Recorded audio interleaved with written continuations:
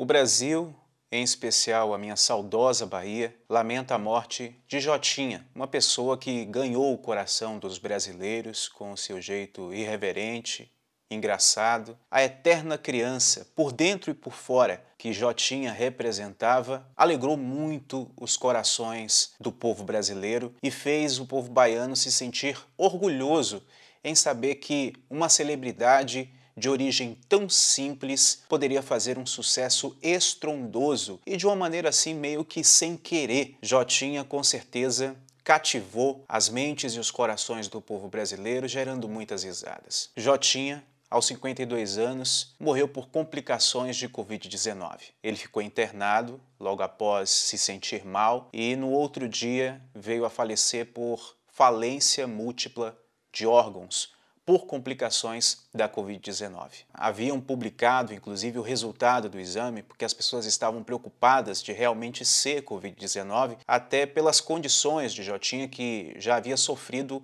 um infarto no ano anterior. Em 2019, ele foi internado, vítima de um infarto. Graças a Deus, passou tudo bem, foi apenas um susto. Mas essas e outras condições que fragilizavam a saúde de Jotinha vieram a contribuir para o seu óbito por conta da Covid-19, que é uma doença tão séria e que muitas pessoas ainda, infelizmente, tratam como se fosse uma simples gripezinha. Por isso é importante o distanciamento social, os cuidados necessários, não somente pensando em você, mas principalmente pensando no próximo, porque você pode não ter nenhuma complicação, mas você pode ser um transmissor do vírus, mesmo não tendo nenhum sintoma, você pode transmitir o vírus para uma pessoa que pode ter complicações graves, precisar de uma UTI, um respirador ou, infelizmente, morrer, como foi o caso de Jotinha. Inclusive, o humorista Tirulipa fez manifestações nas redes sociais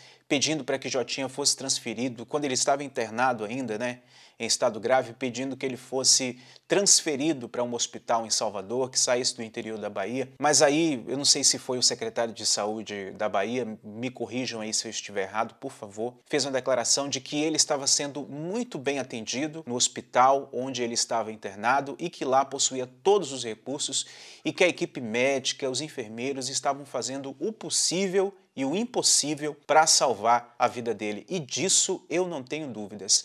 Afinal de contas, Jotinha é uma pessoa muito querida dentro da sua cidade no interior da Bahia. O Danilo Gentili também fez uma postagem em seu Twitter falando sobre a sua tristeza de ter perdido o Jotinha, que ele sempre se alegrava quando se encontrava com o humorista, Eu acredito também que Ivete Sangalo deve estar muito sentida, pois era alguém que demonstrava uma grande admiração pelo nosso humorista que infelizmente partiu. E agora chegou a notícia para mim, infelizmente, que a mãe de Jotinha foi internada com Covid-19. Segundo o jornal O Correio, lá do estado da Bahia, um dia após a morte do filho Jotinha, que foi vítima de Covid-19 nesta quinta-feira, a mãe do humorista baiano, Terezinha César, de 88 anos, foi internada em um hospital de Elísio Medrado, com suspeita de ter contraído a mesma doença que matou o filho. As informações são de familiares deles.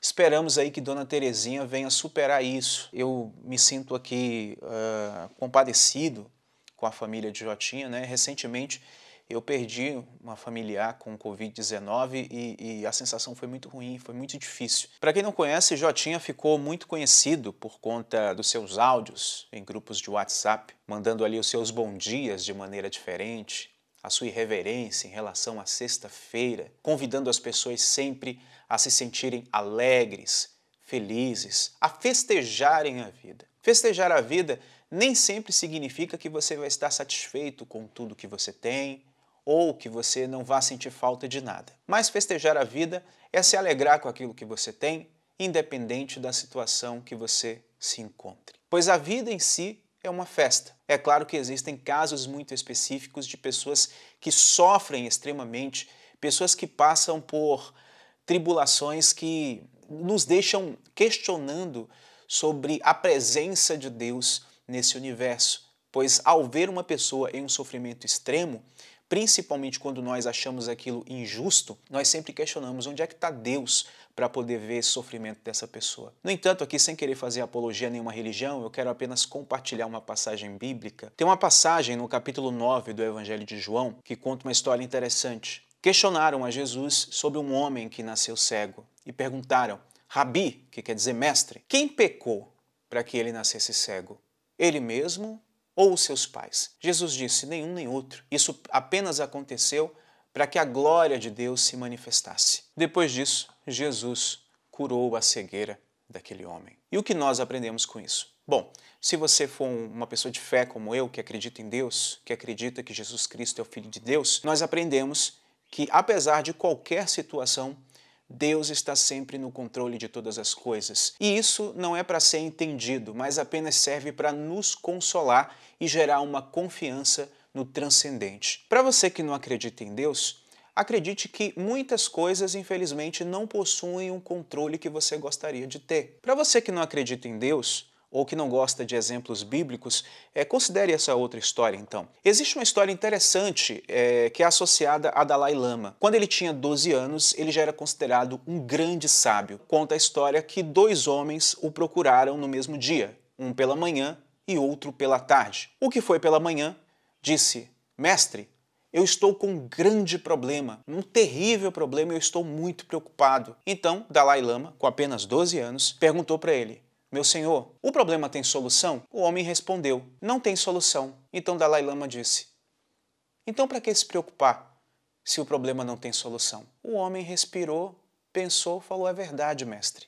Obrigado por seu conselho. E o homem foi embora em paz. À tarde, um segundo homem procurou Dalai Lama e disse a mesma coisa. Grande sábio, eu estou com um enorme problema, eu não sei o que fazer, o problema é muito grande, muito difícil de resolver. Então, Dalai Lama perguntou a ele: meu senhor, o problema tem solução? O homem parou, pensou, falou: tem solução sim. Só que é difícil de resolver, mas tem solução. Então Dalai Lama respondeu: então por que se preocupar se o problema tem solução? O homem respirou aliviado, começou a colocar as ideias no lugar e falou: é verdade, mestre.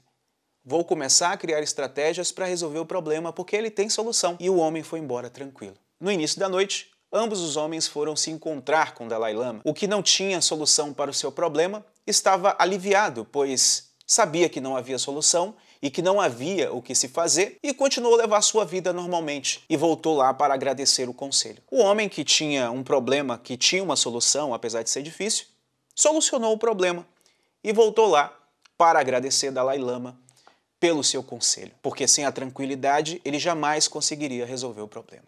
Apesar da morte ser ainda um tabu, principalmente em nossa cultura ocidental, nós precisamos entender que a morte é um problema com solução e sem solução. Para aqueles que possuem fé transcendente, a morte é uma solução, de certa forma, porque você vai para um lugar melhor se você for uma pessoa boa, a partir do seu ponto de vista de fé e a depender do que você acredita. Se você não acredita na transcendência, a morte não tem solução. Quando chega, acabou. Dessa forma que nós possamos viver a vida com mais tranquilidade e sermos gratos por ela, porque ela é uma dádiva de Deus ou uma dádiva da natureza, como você queira chamar. O dia de pedir perdão é hoje. O dia de fazer as pazes é hoje. A hora, o minuto para dizer eu te amo é agora.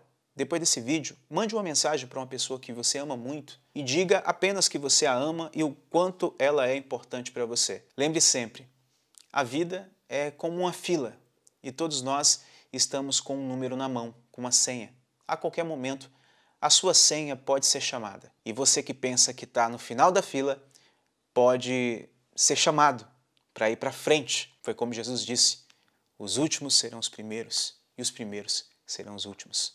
E vice-versa. Lamentamos aqui profundamente a perda de Jotinha. Minha esposa ficou arrasada. As minhas condolências para os amigos, para os fãs, né? Eu e toda a minha família demonstramos aqui os nossos mais profundos sentimentos pela perda do humorista. Por favor, sintam-se abraçados por mim, minha esposa e minha filha. No mais, eu agradeço a todos vocês pelo carinho, a audiência e, acima de tudo, pelo respeito. Fiquem com Deus.